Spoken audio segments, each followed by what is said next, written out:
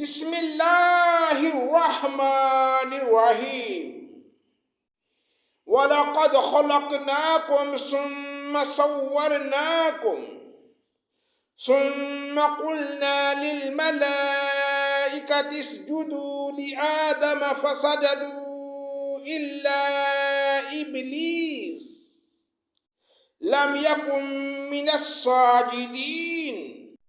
اللہ کے نام سے شروع جو بڑا مہربان نہایت رحم کرنے والا ہے۔ اور ہم نے تم کو پیدا کیا، پھر ہم نے تمہاری صورت بنائی، پھر ہم نے فرشتوں سے کہا کہ آدم کو سجدہ کرو، سو سب نے سجدہ کیا بجز ابلیس کے، وہ سجدہ کرنے والوں میں شامل نہ ہوا۔ قال ما منعك ألا تسجد إذ أمرتك قال أنا خير منه خلقتني من نار وخلقته من طين۔ حق تعالی نے فرمایا تو سجدہ نہیں کرتا تو تجھ کو اس سے کون سا امر مانے ہے، جبکہ میں تم کو حکم دے چکا ہوں۔ کہنے لگا میں اس سے بہتر ہوں، آپ نے مجھ کو آگ سے پیدا کیا ہے اور اس کو آپ نے خاک سے پیدا کیا۔ قال فاهبط منها فما يكون لك أن تتكبر فيها فاخرج إنك من الصاغرين۔ حق تعالی نے فرمایا تو آسمان سے اتر، تجھ کو کوئی حق نہیں کہ تو آسمان میں رہ کر تکبر کرے، سو نکل، بے شک تو ذلیلوں میں سے ہے۔ قال انظرنی الی یوم یبعثون۔ اس نے کہا مجھ کو مہلت دیجئے قیامت کے دن تک۔ قال انک من المنظرین۔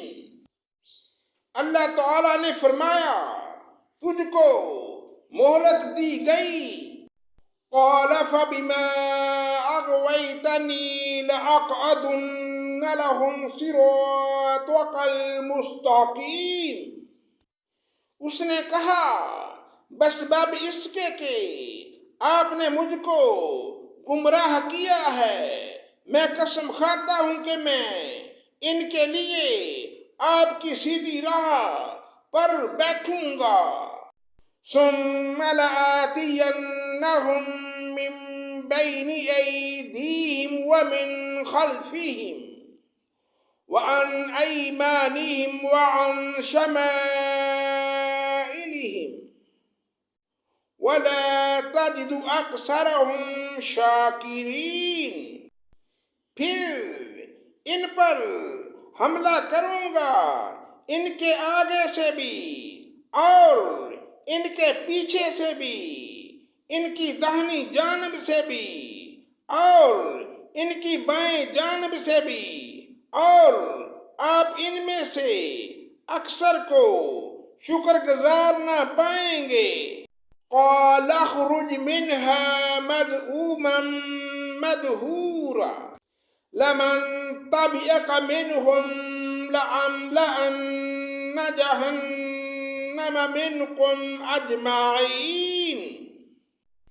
اللہ تعالی نے فرمایا کہ یہاں سے ذلیل و خوار ہو کر نکل جا، جو شخص ان میں تیرا کہنا مانے گا میں ضرور تم سب سے جہنم کو بھر دوں گا۔